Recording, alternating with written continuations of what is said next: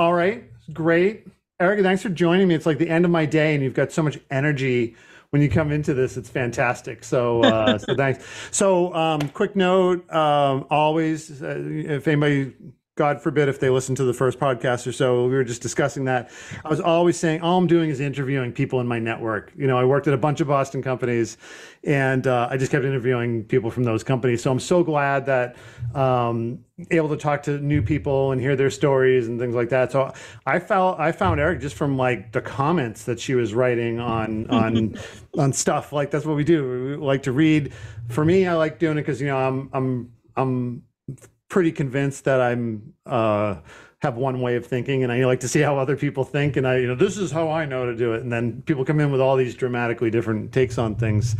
And so I reached out to you and I said, what would you like to talk about? And you were like, boom, we are going to talk about how CS starts with employee success, which is fantastic because we get so tactical on how to do the very technical aspects of the job, but we don't get into, and we've talked about enablement as a higher thing, like you need to have enablement, right? But getting into the actual thing, and we can talk about your article, and I'll post it in the show notes so people can go read it. But this thing's like been amazing for you. So we're going to get into it because we haven't covered it here on the podcast. And I know a lot of people would like to talk about it. I should have done this released it right after Carly's, because it was like, she's going to help you get the job. And I'm going to help you in your first 90 days, right? Exactly. So let's talk about this, because let's talk about your first 90 days. And I think we can take it from the employer and the employee, or the manager and the whatever the person is perspective. And you are the expert. I'll ask a couple questions and fire away. This is great. Sure thing. Well, first of all, thank you very much, Jeff, for having me here. I'm super excited to talk about this. I wrote an article called Onboard Yourself to Success in April of 2021. It has been a huge success. It has been downloaded more than 3,000 times for many different customer success professionals out there. I wrote that guide. And you also just did it like just to help, Yeah, exactly. It's completely free. I'm not gaining anything, but putting out my knowledge about it, and how I was able to do my onboarding for multiple companies and succeed during the first 90 days, which are critical for anyone who's looking to join a new company or start a customer success role, right? Yep. So I figured that every time that I joined a company, I found that the onboarding for the employee was not as thorough as it should be. Like we talk about, well, in customer success, we talk a lot about onboarding our customers for success, and we talk about onboarding journey, and we say how important it should be to have a very well thought onboarding process for your customers.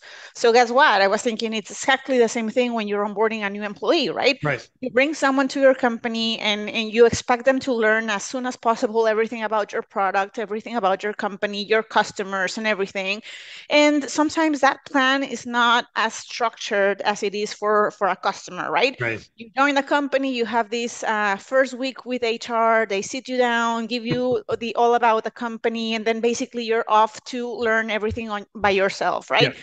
So you're trying to figure out what matters, what doesn't matter, what I should be doing first, where do I focus my energy, how do I get to learn this product as soon as possible so I can help my customers achieve the success that they want, right? Yeah.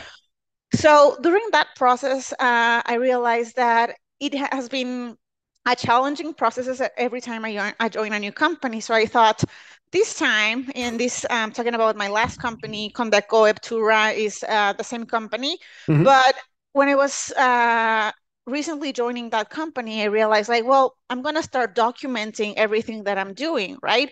What I'm doing in my first 30 days, on my second 30 days, and until my 90 days. Yeah. So next time I'm onboarding a new company, I understand like the step-by-step process for it, right? Yeah. So I started writing about it. Wait, this is fascinating. Something, as I said, this time of day, very dim light bulb. Maybe the video people can put that on top of me. You wrote this as in, this is what I'm expecting to get out of this, versus every time I've talked to somebody from enablement, it's like, I'm going to write the process for my new employees. But this is like, it's kind of like what to expect when you're expecting, but for Exactly. So I wrote it for me, but then what I realized is that my company was hiring for other employees, right? yeah, And then I had to be onboarding those employees yep, because there was no plan, right? So you get to do what you did over and over again as you hire more employees into your company or into your customer success team. So I thought if I document this in a way where I say, hey, in the first 30 days, these are the things that I'm expecting from a new employee or a new hire.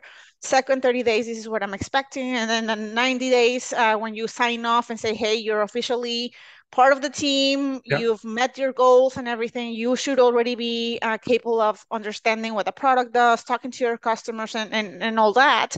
I thought it would make it easier for my team when that happened, right? yeah, absolutely. And it sure did, because after I was hired, we hired other three more customer success managers, and they Hmm. went through the guide and said, "Hey, wow, this is amazing! Like now I understand what I need to be doing in which part of the process, right?" Yeah, absolutely. So what it helped is actually having a well thought process of what we expect from them, and they helped learn faster and implement those learnings with their customers at a faster rate rather than be trying to figure out what to do, who to contact, who is the owner of which information, and so on, right? Yep, yep, So I wrote that for me, then for my team, and then realized that many other professionals should be experiencing the same struggle, right? Like if yeah, I am struggling with this and it's not the first time that I've struggled, I bet many more other people are struggling with this too, right? yep, So you know me, I like creating a lot of content. I put myself out there on LinkedIn. I yep. share every learning that I've had as a That's amazing. CSM. Yeah. And for landing my first CS role, right, I've shared everything online.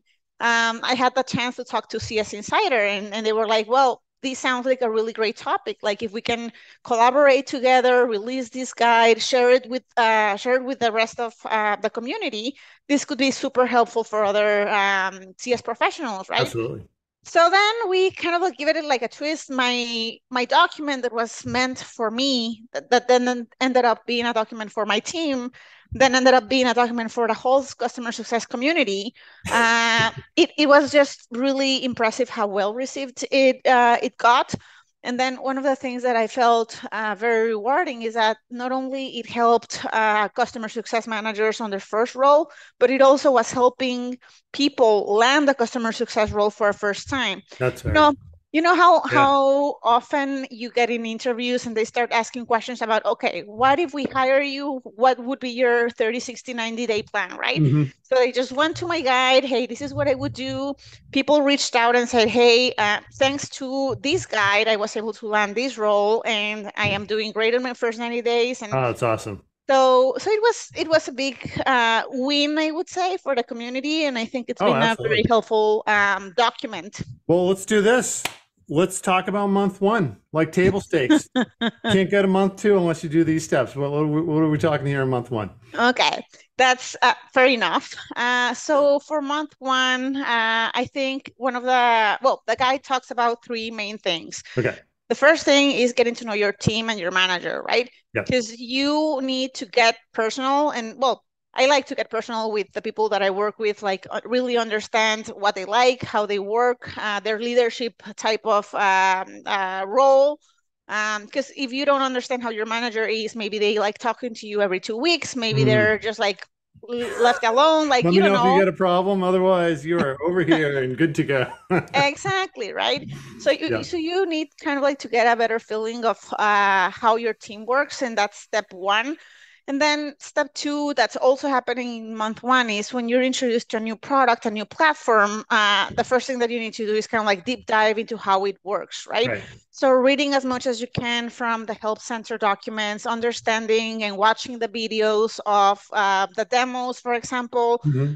getting to know a lot more from the sales perspective, like understanding how the sales reps sell, what's important to the customers, what are the challenges they're looking to solve, why the people who get your software are interested in a solution like yours, right? Yeah. And that kind of like is the first step, even in customer success, like identifying customer outcomes, identifying challenges, right? So Hmm. that's the first month. And it also talks about the journey as well, like getting to know the customer journey from beginning to end, whether it's from marketing, sales, I don't know, project implementation, professional services, then the customer success side of it, like which are the touch points that you as a customer success manager will have with your customers up until the renewal of that account. Yeah. So for me, it's a lot still for It's a one lot. month, Yeah. but people expect you to do like really well in your first 90 days. So you have to basically you're kind of like a sponge absorbing as much information as you can to jump into month two. Yeah, that's funny because, and I think you talk about this in month two, but I've seen some startups where they might be on a transition call in their first 2 or 3 days. So Mm, I know that's a part of what you wanted to talk about for month two. So, yeah. exactly.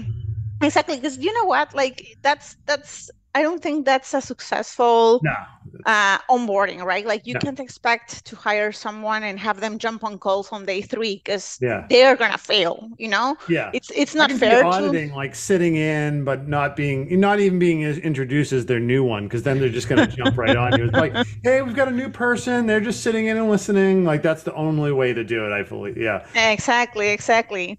Yeah, and you want your people to be successful as much as you want your customers to be successful, right? Because that when an employee is successful, well, they're looking forward to continue to growing in your company. They are even more productive and more happy to do things for you if they're enabled, right? Yeah. So that's a really big part of the onboarding process for your new hire.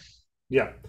No, that's critical. What are some other month two? Because this is why I'm so glad we're talking. I'm like, I'm blank. I can't think of anything. Like, I'm sure when you say them, I'm like, of course that's smart. But I'd love to hear sort of these other sort of, you've gone in, you've learned your people, you're talking, you found out what love languages your manager has, Your manager and your team, of course. team, and then you're learning about the product, you're figuring it out. And actually, a quick note on that: how deep do you think the CSM should get? Because I've seen some people where, they're looking at like API calls, and I'm like, no, you cannot provide strategy or any value stuff if you're doing that. But I appreciate the fact that you want to do that. I don't know if there's a wrong or right, and some jobs are different, but I was just curious on a generalized level how you felt about that. For me, customer success managers, from my perspective, don't need to be super technical. Uh, from what I've learned so far in my experience, like knowing as much as you can from what your product can do and can't do is really important. But you don't have to get like deep into the details for technical stuff. Like companies should have your technical expert where you can reach out to him if something like this very technical, you can answer to that. Hmm. So I wouldn't say get super technical, but I would recommend, like, if you have a chance to learn a little bit more of how it works, it definitely helps on with conversations, with identifying upselling opportunities, understanding what the needs are and how your product can solve for that need, Right. which is which you can only do if you kind of like understand the basics of how it works, you know? Right. Yeah, absolutely. No, I'm with you on that because if you go just too far down the path, then then suddenly you're just not doing the value work because Hmm. you're like, oh, let me go research that, and then 2 hours goes by, and yeah, so You end up wasting more time than helping out with your customer. So yeah. yeah, yeah, absolutely. That's great. Also, do you feel, if you were doing this at a new company now, does this live inside like an LMS, or is this like on Confluence or something like that? Like, how do you, especially when you're watching videos, and I'm just curious. Again, no right or wrong. Every Mhm. company from Series A through, public companies will have a different way of doing this. Yeah, well, the guide is written in a way that guides you to understand the concepts that you should be looking into more than an LMS or specific videos, right? Yeah. So it refers to different journeys in your onboarding process, right? So if you're learning about a product, for example, it directs you to, okay, go to the help center, or go to, if your Got it. company has a, I don't know, a learning system. For example, in my company, we do have one where you kind of like watch videos from product and understand what the product's updates, product features that were released in the recent year, for example. Yeah. So it directs you to where you should be looking to find the information that you need, more than it's a living document for each part of the journey. Yeah. Yeah. Awesome. Awesome. Did we miss anything I hope I didn't just like fly through month two. Like is I'm not sure. Well, month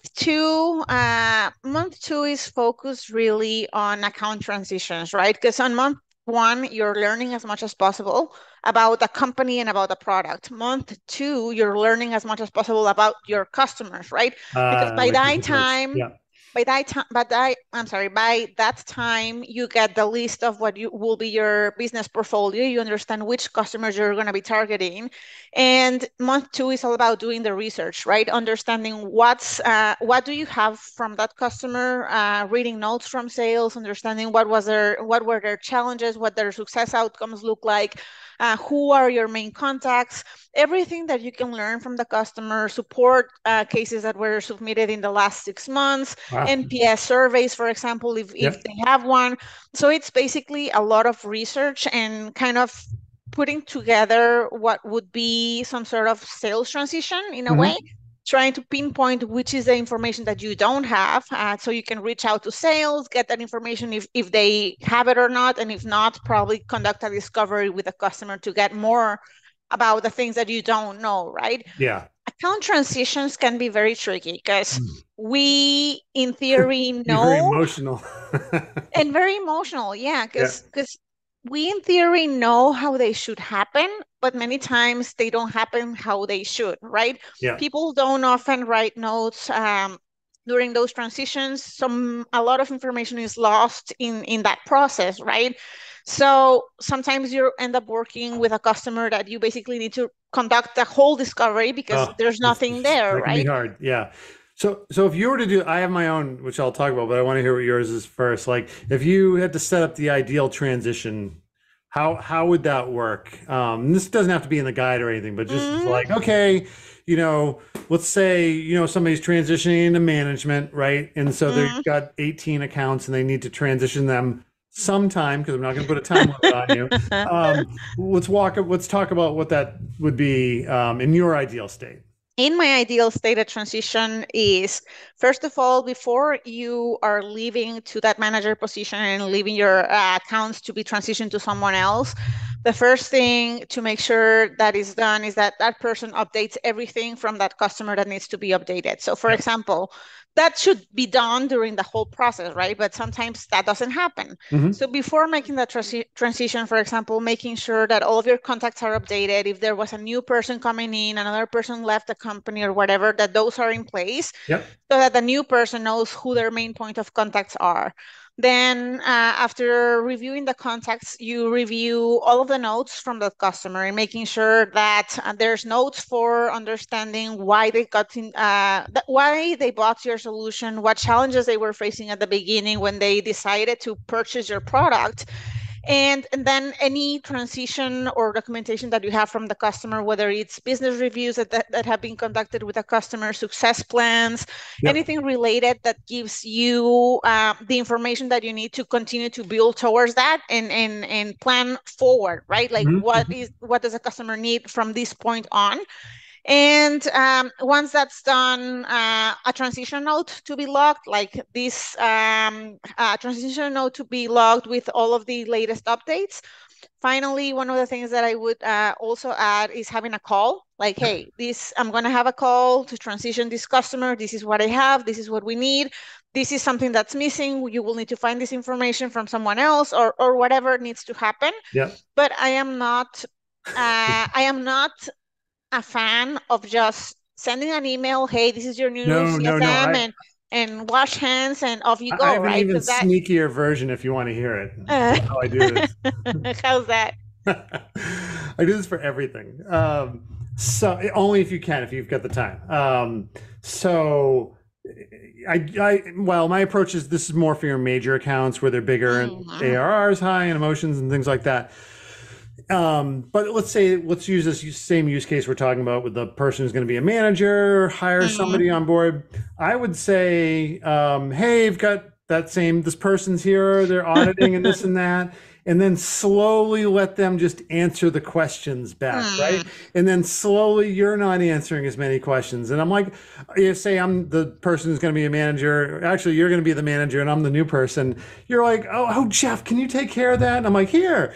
And then, start getting you all that detail, even if maybe somebody else wrote it and they're like, wow, this Jeff person's really got their act together and everything. And then Mhm. suddenly Erica's floating away, I a love little that. bit more. It's very, I don't know, passive. I don't know what the word is used, but it's very passive sort of way of doing it where suddenly they wake up and they're like, I don't need the other person. I don't need I that think other, I'm fine with Jeff. or when you send that note, they're like, hey, that is fine by me because this guy is He's doing, already up to date. yeah, Yeah, so that's the important part. Like it's just feeling like the person who's taking over is up to date with your latest conversations, with yeah, whatever discussions or challenges that the company was facing, right?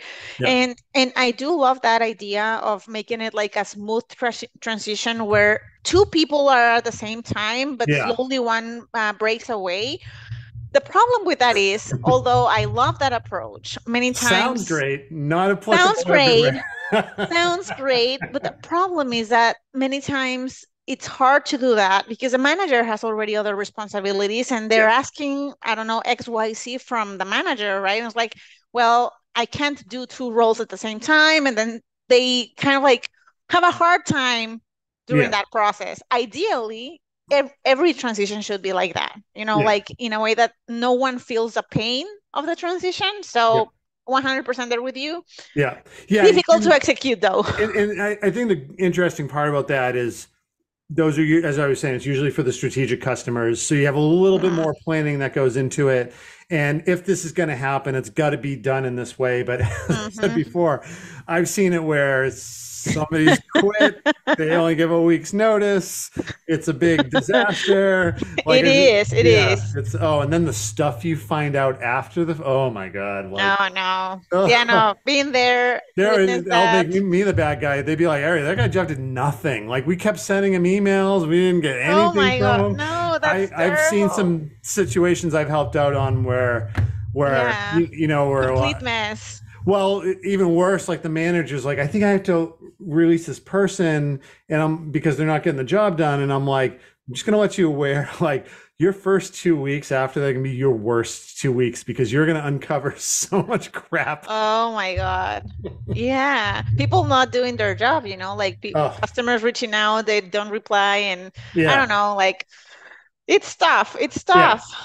yeah, And there's people who want to do their work and these people who don't. And I don't know. I haven't run into situations like that, like it's that bad. yeah. But yeah, it's I can see that happening. Yeah, yeah, hopefully I've only seen it a few times, but like it's enough to leave a mark, right? Yeah, So yeah. so let's do this. We talked about getting to know your people around you, your managers and everything. Then we talked about getting to know your customers. I've got no idea what month three would be. It's for me, month three is the best month because by month three, you already sort of get around your product. You might kind of like understand how it works. You know who your customers are, their Yeah. names. You probably introduced to yourself with them. For me, month three, and this is on the guide, is about making an impact. So, how do you make Uh, an impact? Is you understand where your customers are at because you already conducted meetings with them, understood what situations they're facing with during month two. So month three is about setting expectations and reaching a goal, right? So mhm. for me, it's all about product adoption, identifying upsell opportunities, expansion opportunities, showcasing I don't know any product features, new product features, something that might be of interest for the customer. Yeah. Um, and one other thing that's really important is learning from what worked and what didn't work, right? Yeah. What didn't work might be a customer churning, or what worked very well is a customer who decided to buy more from you, right?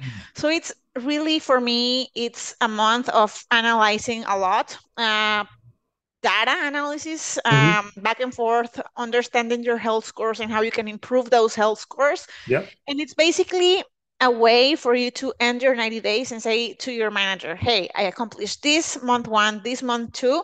By month three, I already upsold these five customers. So you make an impact Oh and yeah. you leave like a wow sense type of thing Yeah. with your manager. Like, Yeah. I did this, you know? Look at you. And for people just not watching the video, smile or smiling away. That's how much you love doing this and everything, which is I great. love month three. Yeah. It's also great because it's before your 90-day review period ends too. Exactly, exactly, exactly. You got it perfectly, Jeff. It's a way to say, hey, I nailed this. Look how amazing I am, and this is what I'm going to do next, right? Yeah. Yeah. Awesome. Awesome. Well, that's fantastic. Let's do this. That's a very neat and wrapped up in a ball. We're gonna link that article out. Let's talk about this. So what is your, so it's wintertime here. So as you can see, there's a snowstorm behind me and everything. So it's probably not as applicable to you, but like, what is your big wintertime non-customer success thing that you're planning on doing, for this winter? Well, you don't know this about me, Jeff, and probably most people don't know this about me, but I started learning snowboarding last year, In January, and Dallas. not in Dallas, of course. There's no snow here in Dallas. But I went to Denver for the first Oh, time nice. and snowboarding for the first time after my 30 something years in life. Yeah. And I was like, how come did I not do this before? Like, I fell completely in love with the sport, like the adrenaline of being Oh, yeah. there, seeing everything white. By the way, Monterrey, Mexico, no snow. Like, Yeah. the closest Figured. to snow that I've been like in my whole life was that first year that I went to Denver. And Yep. from that point on, I'm like, I I can't pass another winter without me in snow doing something fun with snow, you know? Oh, that's awesome. That's great. So something fun about this year in the winter is I'm actually thinking of probably moving to, not moving, like for a short period of time, Yeah. booking an Airbnb or something for Yes. 3 weeks, Salt Lake City, Denver, I don't know You where. have to do this. I can tell you, I always said I was going to do that for a different purpose. It was not what you're doing, but and I didn't do it. And then suddenly all the kids, and then, no, it's like, yeah, no, you got to do it. It's amazing because you couldn't do that back, this whole virtual aspects of things. We couldn't do it and Exactly. everything. So if you can do it, absolutely, yeah, I am 100% remote, and I did this last summer. I spent 45 days in Europe, working from Europe in a yep, US time zone. yeah. So you can imagine how You have a fun very that peaceful was. day until 1 o'clock. And then all of a Exactly. sudden your emails and Slacks just It was super fun. So I think I'm thinking definitely this is going to happen this year, either February or March. So yeah, That's I'm awesome. looking forward to that. That's great. No, that's amazing. So listen, we're gonna post a link to your LinkedIn profile as well. Any other place for people to find you, follow what you're doing? Yes, I actually have a newsletter. Oh, nice. People can sign up to that newsletter, ericavillarreal.co. Okay. Put that link Most of in. Yeah. most of my content and everything that I put out there is around being a better CSM than the day before, right? Like it's about Awesome. upskilling in your CSM game, making sure that you progress in your career, that you accomplish impressive things that you can show off to your manager, right? Yeah. So my newsletter is all about that. So I share my tips and tricks on how to excel in your CSM role. Wow. So you can find me there too. LinkedIn is another way, and I think those are the main two options. So yeah, Oh, that's awesome. It's fun. You're just doing this all for like you don't have to. You know what I mean? So yeah, I that's don't amazing. have to, but Jeff, to be really honest, it gives me a huge sense of reward hearing when someone read Oh, I something bet. about that I published and reach out and say, hey, this helped me do this or overcome a barrier or something, like Yeah. I really enjoy that feeling. Oh, I know, and because I do the same exact stuff, but it's to get business, right? And so that's the big difference. But that being said, always looking for feedback. And when I get it, as in like, hey, you're Hmm. stupid, you need to add X, Y, and Z. And I'm like, thanks so much for telling me. And but occasionally people are like, this helps so much. Like it shaved an hour off my day every day or something like that. And like, Exactly. you're like, oh, that's awesome. Like, so I definitely know what you're talking about, though. That it's such an uplifting feeling. Tell everybody out there, you should do it. Most people feel oh, who am I or whatever. It doesn't matter who you are. Like, You share your experiences, yeah, that's all. yeah, absolutely. Everyone, what I've learned is that everyone has something to share, and someone will listen, and it will be of benefit to someone else, whether it's one person, two-person, 10,000 or whatever, like it's about helping other people out. Yeah, Maybe you're going through a challenge, figuring out a way to overcome that challenge. Someone might be going through that same challenge, right? So yeah. putting it out there, telling people how you fixed it or what you did to improve that situation, like it's always helpful for me. Just Oh yeah. I love content. It's It's just great. It's either that, like join the CS leadership Slack. That's a great one. And there's mhm, probably others, but that's the one where I sort of know from Miranda. And you can just help people on Slack or something like that, or just post things. mhm. It's great. So awesome. Well, thanks so much for taking time out of your day for the podcast. I'm gonna have you hold on for one quick second, so I know where to send the check. I'm just kidding, of course. And I'll hit stop and we'll hopefully chat again. So hold on one second. Yep.